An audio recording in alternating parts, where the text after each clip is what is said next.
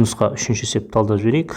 Бізге y тең 2 косекинс түп асты x функциясы берілген. Енді бізге dy бөлінген dx тап дейді. dy бөлінген dx дегеніміз, значит, функциядан туындалды деп жатыр. Значит, маған 2 көбейтілген косекинс түп асты x функциясынан туындалды жатыр. Енді ең бірінші косекинс дегеніміз не, соған тоқталайық. Егер косекинс дегеніміз ол тригонометриялық функция, және оны косекинстен туындалуды білмейміз, сондықтан біз оны косекинсті буклетті қарап отырсаңыздар, оны мына түрде жазуға болатын жазылған, яғни косекинс x-ті 1 бөлінген синус x түрінде жазуға болады. Енді осы орнына апарып қоятын болсақ, 2 көбейтілген косекинсті 1 бөлінген синус дейміз да, енді x-тің орнында не тұр бізде? Түп асты x тұр. Осы функциядан туындалуымыз керек. Енді сіздер білесіздер, 2 мен функцияның арасында көбейту тұрғандықтан тұрақты саннан туындалмаймыз, яғни 2-ге тиіспейміз. Біз енді неден туындаламыз? Только 1 бөлінген синус түп асты x функциясынан туында алуымыз қажет. Енді бұның екі жағдайы бар.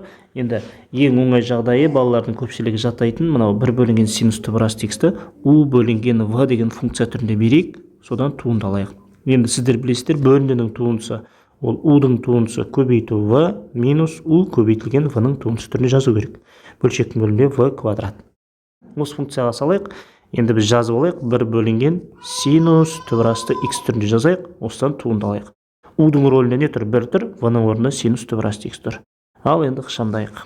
Бірінші біз білеміз, 1-дің туындысы ол бізге нешеге тең болады? 0-ге тең болады, қасына синус түп асты x-ті жазып қоямыз. Яғни қарап тұрсаңыз, мына жерде 0 болады, 1-ден жазбасаңыз да болады. Сосын арасына минус қоямыз, 1-ге тиіспейміз, енді синустан туындаламыз. Синус бұл күрделі функция болғаннан бірінші синустан туындаламыз. Ол бізге косинус түп асты x болады. Енді күрделі функция болғаннан синустан алып болдым ғой. Енді ішінен түп асты x-тен туындаламыз. Оның туындысы 1 бөлінген 2 түп асты x. Сосын v-ның квадраты дейді, v-ның орнында синус тұр, значит синус түп асты x-тің несі болады бізде? Квадраты. Енді осыны ықшамдап жазып жіберейік енді.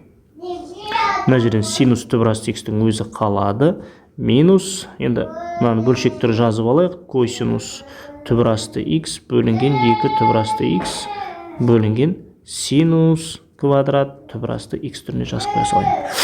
Так, енді бізде ереже бар, мынандай бөлшек болмау керек, яғни бірнеше бөлшек болмау керек. Значит, сатылы бөлшекті бір-ақ бөлшек түріне жазу үшін аны ортақ бөлімге келтіреміз. Мынаған неден береміз? 2 түп асты x-тен береміз. Ал енді ықшамдайық. Сонда бізде бөлшектің алымында екі бөлшек пайда болады. Бөлімі екеуінде ортақ 2 түп асты x, көбейткен кезде мына жерден бізден 2 түп асты x синус түп асты x минус косинус түп асты x шығады алымында. Бөлімінде не қалады менде? Бағанағы синус квадрат түп асты x өрнегі қалады. Енді мынау сатылы бөлшек түрінде болғандықтан, бұны біз мына түрде жаза аламыз. 2 түп асты x синус түп асты x минус косинус түп асты x. Сатылы бөлшек түрінде, енді мына біздің 2 түп асты x-іміз қайқа түседі? Бөлшектің бөліміне түседі. Сонда біздің функциямыз бөлшектің бөлімі мына түрде өзгереді. Көбейтілген синус квадрат түп асты x. Міне функцияның туындысын алдым, бірақ бастапқыда не қалып қойды? Менде қарап отырсаңыздар, мына жерде 2 деген сан қалып қойды. Сол жерге әкеліп қоямыз. Яғни мынадан кейін біздің өрнегіміз мына түрде түрленеді, жазып қояйық. Тең 2 көбейтілген, мына функцияны жазып қоя салайын енді сіздерге. 2 түп асты x синус түп асты x минус косинус түп асты x бөлінген 2 түп асты x синус квадрат түп асты x. Мына 2 мен 2 қысқартамыз. Сол кезде біздің жауабымыз мына түрде жазылады екен. 2 түп асты x синус түп асты x минус косинус түп асты x бөлінген түп асты x көбейтілген синус квадрат түп асты x. Міне жауап мына түрде жазылады екен. Сонда бастапқы берілген функцияның туындысы осыны тең болады екен.